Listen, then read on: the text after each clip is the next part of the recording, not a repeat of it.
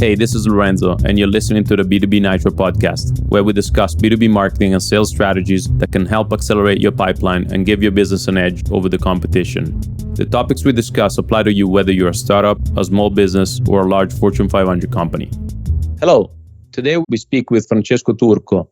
He's a marketing executive for Italy for TalkWalker. How are you, Francesco? Hello, Lorenzo. Fine, thank you. How about you? I'm great, thank you. And so let's talk a little bit first about TalkWalker. What is exactly TalkWalker, what do you do for them? So TalkWalker is a conversational intelligence company. It's a leader in this space. And what we do is providing leading brands all around the world with a tool which lets them getting insights about the customer to generate an impact on their business on several levels, not only on the marketing standpoint. And how is conversational intelligence different from social listening? Because if I remember correctly, your tool was positioning itself as a social listening tool. Correct. So we have been shifting lately to the conversational intelligence space. And you can think of that as an evolution of social intelligence in a way that social intelligence is mainly about social media, while conversational intelligence has a multi-channel approach. So it's about crawling data about companies' customers in several channels, from social media to news websites to review platforms and so on. All right. And as every year, it's now tradition, TalkWalker publishes a very interesting social media trends report in collaboration with HubSpot. And so what are the main trends and main highlights from this past year that you highlighted in the social media trend? Great. So it's our biggest campaign of the year. We have been doing that for the past 6 years. So we collaborate with HubSpot and we combine our sources and data to come up with a list of 10 social media trends, which we think will define the marketing strategies for the biggest brand for the following year. So in this case, for 2022, of course. We take pride in this campaign because we receive great feedback from several brands and marketers, and we involve experts and influencers from all over the world to come up with these trends. So this year, of course, it's a particularly interesting year because it's the first post-pandemic, hopefully post-pandemic year. And we notice many shifts when it comes to content and ads approach and influencer marketing and so on. So for instance, the biggest trend is the TikTok takeover in the social media space, as opposed to its competitors like Facebook, LinkedIn, Twitter. It's the growing importance in social selling and the simplification of that. Other example is the influencer marketing, as I mentioned, is getting more trustworthy when it comes to elaborating like complex marketing strategies. For instance, there is the omni-channel engagement from several brands where they try to engage with clients on several platforms at once while not focusing just on one platform. There is the growing importance of communities and the social problems importance when it comes to content and the reception of the brand. This is just a handful of the first trends that comes to my mind. But of course, I invite everyone to download the report for further trends and insights about them. All right, great. And so you mentioned the coming of TikTok onto the social media scene. How does the landscape of social media change with TikTok? And so how do the other social media like reposition themselves or find a new space with the advent of TikTok? Yeah, great. Sorry for interrupting, but I'm super excited when it comes to TikTok. It's the biggest trend of this year, and everyone is asking about that. So basically, we noticed a spike in mention when it comes to TikTok of the 61% in the last year, basically during the pandemic and after the first lockdowns. And we also know that TikTok is the first app ever after Facebook to reach the 3 billion downloads. So basically what TikTok is doing is causing like a kind of like a earthquake when it comes to the content consumption on social media, because it's so much focused on user-generated content and it's so captivating for a very young user base. And the content consumption is so quick and easy. Everyone is trying to catch up now. So we see that in Facebook, Instagram, Twitter, they are like aiming to have more UGC, so namely user-generated content, to fostering like the quick consumption of content. We saw that with the Instagram Reels, for instance, which is a meta answer to TikTok Reels. And we saw that with Twitch as well, which is offering a similar solution to that. So basically, the main social media platforms are trying to adapt quickly to the changes brought by TikTok in content consumption and content creation. On the other hand, TikTok, as it's growing as a platform, is trying to get more mature. So they are trying to introduce a monetization system. They're trying to develop their e-commerce infrastructure. And they're also trying to foster the moderation activities. So they're trying to protect the younger user base by moderating content and moderating messaging. And they're trying to implement a selling system to their user base. So it's like a contamination, for the way I see that, between TikTok and the other platforms. So definitely, I can see TikTok becoming the main social media next year, both for users, both and content, and also for social selling.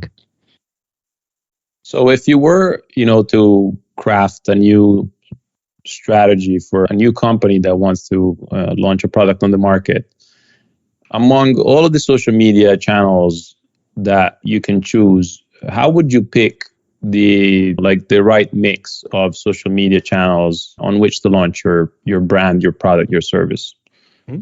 So it very much depends on the kind of business and the buyer persona, of course. But definitely TikTok is the kind of platform that is being underestimated by most of the bigger brands, let's say, because of the lack of a proper e-commerce system. So definitely, if I were a big brand, a big name, I would foster my presence there on TikTok, especially when it comes to media and other kind of products for younger. So yeah, I would invest mostly on TikTok next year. And what are, you mentioned some big brands as well, right? So what are some of the big brands that actually have a good presence on social media and they generate strong engagement on social? So for instance, we see that we have AdUp, for instance, and they're really good in engaging on LinkedIn with potential prospects when it comes to workforce and employees. And we have Google, and they're great at showcasing their products and the services on social media as well. And Salesforce, they're great. I think personally they're great at showcasing their core values and companies' why, let's say, on social media. This is in the B2B space. In the B2C, we have many brands now. But for instance, I see companies in the space of video games, for instance, Xbox, which is the Microsoft division of video games, that are great at creating new content for gamers and engaging with them. And Nintendo and Sony as well. So yeah, there are many great examples we can mention. Yeah. Right, but you follow specifically the Italian market. I know that our audience for this podcast is international, but what could be a good, recognizable brand, for Italian brand that works very well on social media? In June, I held a webinar with Italy, the restaurant company. So basically, I had the opportunity to have many insights about the way they work, the way they try to engage with their audience. And I think they do a great job in transmitting the core values of the company when it comes to food quality and slow food consumption. And also when it comes to quality content in terms of visuals and copy and so on. So I think that's definitely a noteworthy example in the food space, which is so important for the Italian market. And when it comes to fashion, for instance, I will say that Salvatore Ferragamo does a great job in this space. They put up a nice listening solution when it came to the fashion week of this year in September, and they were quick in responding to the latest developments in that space and provided content accordingly. And in sports, we have many examples. We partner with the Lega Serie A, and specifically for their project E-Series A, which is the e-sport competition. And they are so great in listening to their audience online. Again, it's about video games again. So basically, they try to engage with their audience and to provide content according to their reception, let's say, of the tournaments. And this involves a huge workflow with their partners and brands involved, like for instance, FIFA and soccer teams and the soccer clubs. So it's a huge workload, and I think they're great in doing that on social media. So yeah, these are the first Italian brands that come to my mind when it comes to listening to their audience and promptly answer to their needs. And so it does seem that these video game companies that you mentioned, they're natural at the social media game. Is that why Facebook had this announcement about the metaverse, and looks a lot like these type of environments where the gamers engage? Yeah, it's a great question, because the metaverse is such a like huge cloud on the horizon, but it's also a bit fuzzy, so it can be hard to perceive, let's say. So definitely, that of the metaverse is one of the main trends in our social media report this year. And we happened to launch that 2 or 3 days before the announcement of Facebook, the announcement about the transition to the Meta brand. So basically, of course, Facebook is trying to merge, to push like the accelerator on the merging of the social media universe and the video game universe, which is one of the trends we identified last year in last year reports. So on paper, it's a perfect wedding, let's say. So merging the kind of interactions users have on social media with the interface gamers have with games and video games consoles and computers. So I think in the vision of Meta, like video games and social media will merge in the future and will allow like users to engage with their favorite brands in an omni-channel way. So for instance, I just connect like to the metaverse using the Oculus Rift by Facebook. I connect to any like video game environment like Fortnite.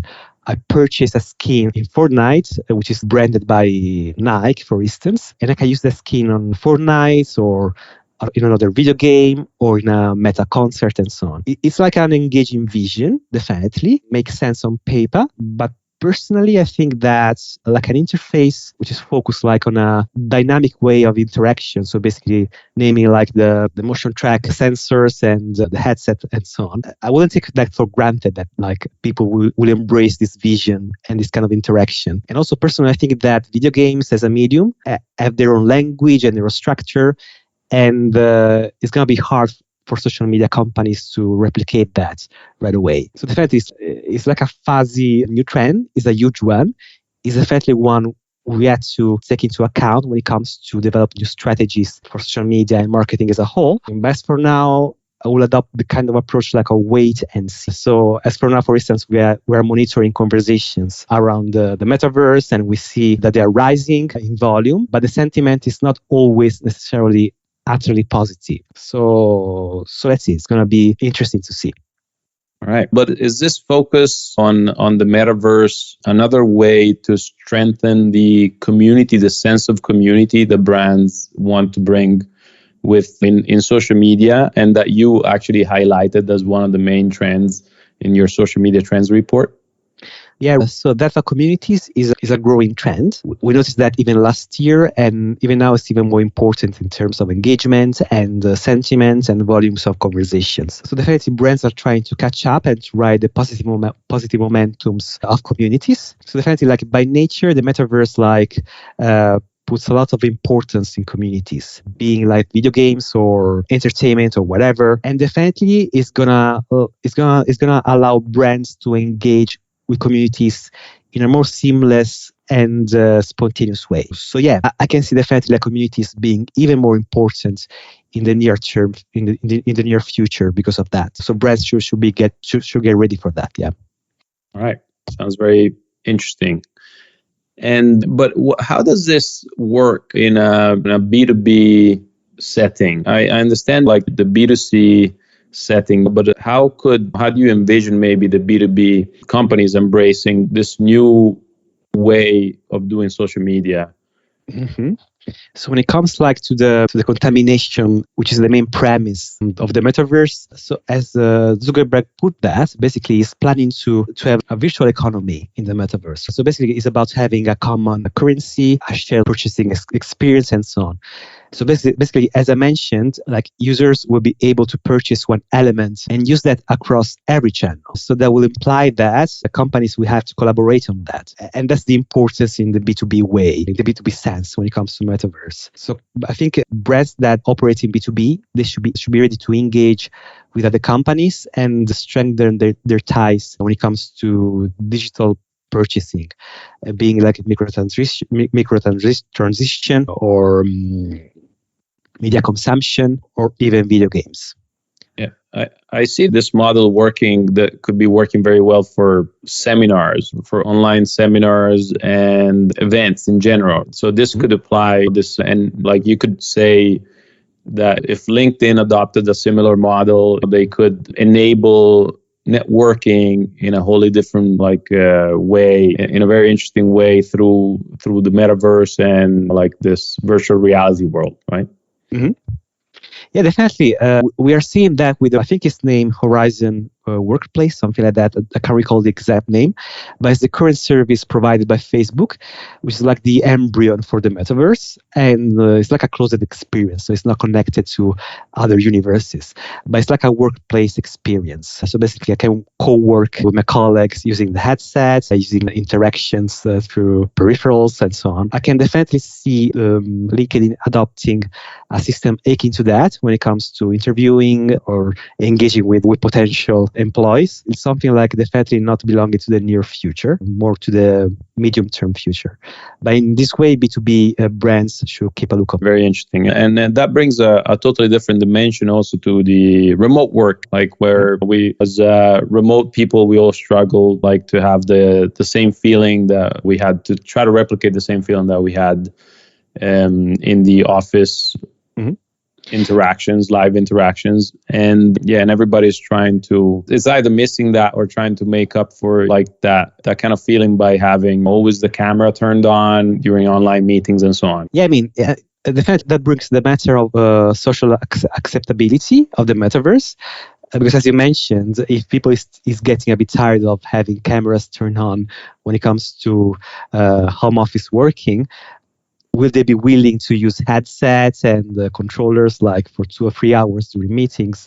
It can be a bit straining and so on. And how does that apply to entertainment and content consumption? So it's a big question mark, probably the biggest question mark when it comes to metaverse and when it comes to engaging the B2B wise in metaverse. But effectively, brands should start coming with an answer to that. All right, now let's step out a little bit from the metaverse, and we already discussed at length, and that we're excited to see coming, and even with all the question marks it brings. But say that you're a marketing manager for a company, a B2B company in some boring industry, let's say, some industrial machinery company, and so on. How would you advise them to leverage social media and the new trends that you guys highlighted in the Talkwalker report? A good question. So one of the trends current report is the importance of social selling, which is getting bigger, but at the same time, companies are trying to simplify that. When it comes to my experience as a marketer in the B2B space, I consider social media as an alternative way to provide like a smoother and more straightforward purchasing experience with for our potential partners. So for instance, in my experience, we provide content and reports to a specific audience in this way, using PPC campaign on LinkedIn or Facebook or whatever, with a simplified funnel,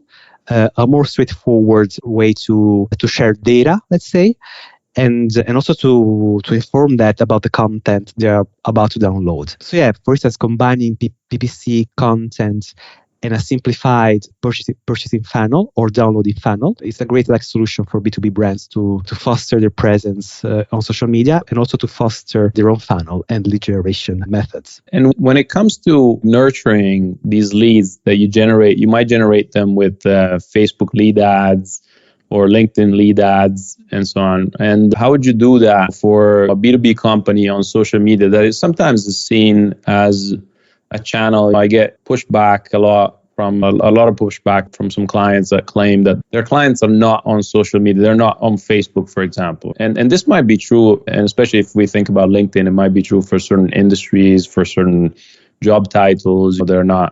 They don't have a strong LinkedIn presence. But essentially, it's less and less true for more and more industries and job titles. And this, it's like the presence on social media on Facebook, there's 3 billion people, right? So it's hard to say who's not on it in the industrialized world. So is this, how would you go about nurturing these leads that you generate on social media? Would you try to take them out of social media or try to keep engaging with them on social media?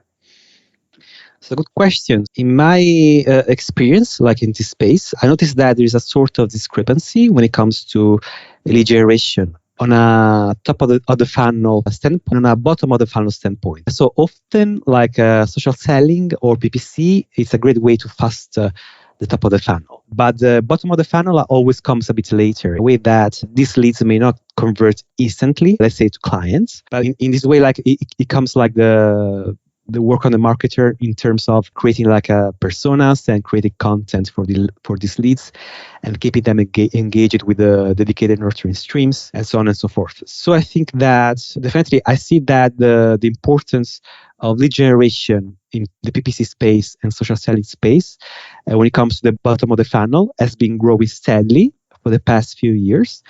And I think it will keep growing eventually for the following years, especially with the simplified experience of social media. Yeah, it comes to the ability like of creating like dedicated content for this different kind of audience and dedicated like nurturing streams when it comes to email marketing. Yeah, it's basically that. But also, as you mentioned, it's hard to reach like the very right person when it comes to social selling on the B2B space. But still, like the user base is immense, so it's worth trying.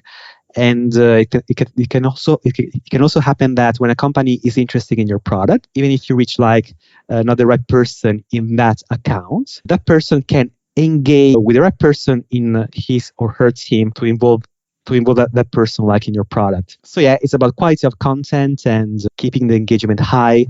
So you might not meet on social media, you might not meet a budget holder, but you might meet a champion that can help you start the conversation within the account. Right. Yeah, definitely. It's happened to me, for instance, a couple of times that we reach in that account, like not the marketing person, but that person saw the value of our product and he provided the right contact to us. So it's about transmitting the right value of the product, even though you might not reach the right person. And as with everything, like we like to think about the funnel as a linear process, which is not, right? And it's a very messy process. And I think a few years ago, Gartner made a nice slide, a nice image of what the actual B2B funnel looks like. And it was like all twists and turns, or maybe 50 touch points, and going back and forth and so on. That's why brands are trying, both in the B2B space and B2C space, their multi-channel approach. So they're trying to focus not on one channel, but on a range of channels, because it's important to provide the right content in a variety of ways. So, because as you mentioned, the funnel is not straightforward. So yeah. Okay. And when you think about B2B companies and B2B marketing strategies, what do you think that B2B companies are not doing enough of? And maybe what are they doing too much of these days? So, good question. So I think then when it comes to content, they're doing too much when it comes to quantity, not necessarily quality. So I think it's better having less content, but more tailored for the audience they're trying to reach. And also I think that, as we mentioned in our report, and as we mentioned already in this podcast, the importance of community is rising constantly. So I think they should foster their efforts when it comes to engaging communities. Either with content or just meeting like the company values and so on. So definitely, I would advise to rely less on the quantity of content and to tailor more the quality of content for their audience and to nurture the relationship with the communities on social media. I love that advice, Francesco. And this goes back to the thought, that the temptation that we as marketers always have of going for quantity over quality and doing things that scale, right? That supposedly scale, when in fact some of the most important things are the things that do not, and among which is the community management and the fostering of the community and the engagement with the community. Yeah, I love this advice, and this is this should be probably the centerpiece of a lot of B2B companies that wish to do better marketing in 2022. Yeah, definitely. The social media approach is getting decentralized. So it's about providing tailored experiences on a variety of channels. So it's important to keep that in mind for... And I really enjoyed this conversation, Francesco, and I think we reached the point of the end of the conversation. And so can you tell us a little bit about where can people learn more about TalkWalker and connect with you personally, Francesco, online? Yeah, definitely. So you can find me on LinkedIn. You can search for Francesco Turco. I'm the marketing executive for the Italian market for TalkWalker. We are on LinkedIn as a company and on Twitter, Instagram, Facebook. We have the dedicated Italian channels. So yeah, looking forward to follow up on the conversation. And it was a pleasure for me as well to be in this podcast. Thank you for inviting me. My pleasure. And we'll make sure to download the TalkWalker social media trends report. I'll put a link in the show notes. And and that is it. And thank you for listening, and hope you'll tune in next time. Bye. Thank you, Lorenzo. See you soon. Bye. Thank you for listening to this episode of the B2B Nitro podcast. If you like this episode and don't want to miss the next ones, you can follow and rate us on Apple Podcasts, Spotify, or anywhere else you get your podcasts from. If you want to know more about B2B Nitro, you can find us at b2bnitro.com.